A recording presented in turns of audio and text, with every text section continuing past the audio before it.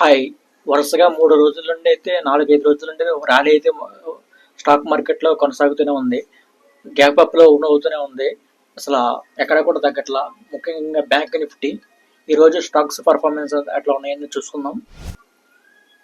Nifty అయితే 24,000 పాయింట్లు దాటేసింది. సెన్సెక్స్ కూడా 79,000 పాయింట్లు దాటేసింది. బ్యాంక్ నిఫ్టీ 50,000 55,000 అయితే క్రాస్ చేసింది. ఇంకా ముఖ్యంగా చెప్పుకోవాల్సింది పెన్నీ స్టాక్స్ అయిన ఐడియా, స్విట్జర్లాండ్ ఏ అయితే 10% అయితే పెరిగినాయి. అసలు ఇదే మ్యాజిక్గా ఉంది. అసలు ఎప్పటి నుండో డల్గా పడిపోయి ఉన్నాయి, ఒకేసారి 10% అయితే పెరిగినాయి. చాలా ఆశ్చర్యం అయితే ఉంది. బిఎస్సి అయితే అంతకుముందు 2,000 ఉన్న స్టాక్ ఇప్పుడు 6,250 రూపాయలు అయిందంటే 128% అయితే పెరిగింది ఒక్క సంవత్సరంలోనే.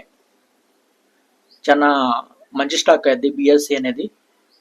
నేషనల్ స్టాక్ ఎక్స్చేంజ్ ఒకటి, బిఎస్సి ఒకటి మంచి స్టాక్స్ అయ్యి.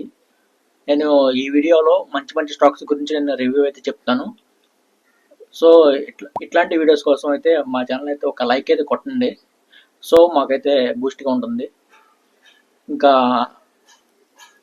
ఇంకా చూసుకుంటే సిడిఎస్ఎల్ కూడా 5% పెరిగింది. యాంజిల్ 1 4% పెరిగింది. రిక్కు ఇది గవర్నమెంట్ స్టాకే 5% అయితే పెరిగింది. అంటే పెరగడం అనేది కాదు, ముందు అసలు మామూలుగా అయితే ఈ 24 వీక్స్ హైక్ అయితే వెళ్ళిపోతున్నాయి. ఇంకా టెక్ మహీంద్ర కూడా 5% అయితే పెరిగింది.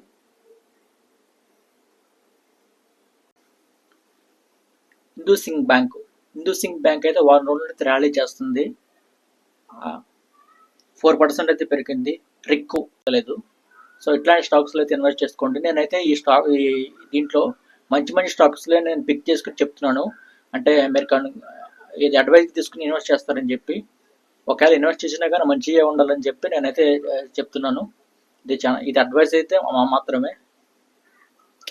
ఎవరిని దీంట్లోనే ఇన్వెస్ట్ చేయమని నేను చెప్పట్లేదు. అర్థమైంది కదా. సో ఇట్లాంటివి నేను డైలీ అయితే అప్లోడ్ చేస్తూ ఉన్నాను మార్కెట్ గురించి. ఒక లైక్ అయితే తీసుకోండి.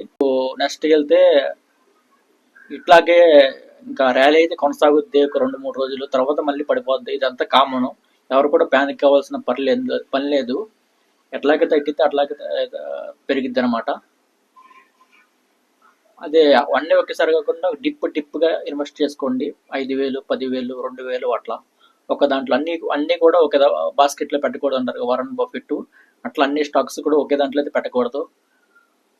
ఒక దాంట్లో 10%, ఇంకో దాంట్లో 10% అట్లా పెట్టుకుంటూ వెళ్ళాలి.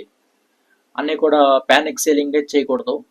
చాలా మంది అయితే ప్యానిక్ సేలింగ్ చేస్తారు. పడిపోతే ఏమైతే తర్వాత పెరుగుతాయి కదా, దాని గురించి అయితే మనం భయపడకూడదు. ఓకేనా. అసలు చాలా మంది అయితే ప్యానిక్ సేల్ అయితే తగ్గితే అమ్మేస్తారు, కొంటే అమ్మేస్తారు. కొన్ని గ్రూప్స్లో వస్తూ ఉంటాం. అసలు ఏం చేస్తారంటే వాళ్ళు ఏంటన్నా ఏమైపోయింది, ఏమవుతుంది అని ప్యానిక్ అయిపోతారు. అంత ప్యానిక్ కావాల్సింది ఏంటిది, మనం ఏమన్నా ఇవాళ రోజు అయిపోయేది కదా, డెలివరీ తీసుకునే స్టాక్సే కదా ఇవి. ఒక సంవత్సరం తర్వాత 2 సంవత్సరాల తర్వాత రికవరీ అవుతాయి. అంత భయపడాల్సిన అవసరం లేదు కదా. సో ప్యానిక్ అయితే సేల్ చేయకూడదు. అట్లాగే ప్రాఫిట్ వచ్చేసింది కానీ అమ్మేయకూడదు. ఒక 2 months చూడాలి. పేషెన్స్ ఇది పవర్ కదా. మనం ఎంత ఓపికతో ఉంటే అంత పవర్ అనమాట స్టాక్ మార్కెట్లో అనేది. అట్లాంటి వీడియోస్ కోసం మా ఛానల్ సబ్స్క్రైబ్ చేయండి. పక్కనే బెల్ కూడా నొక్కండి. Thank you for watching.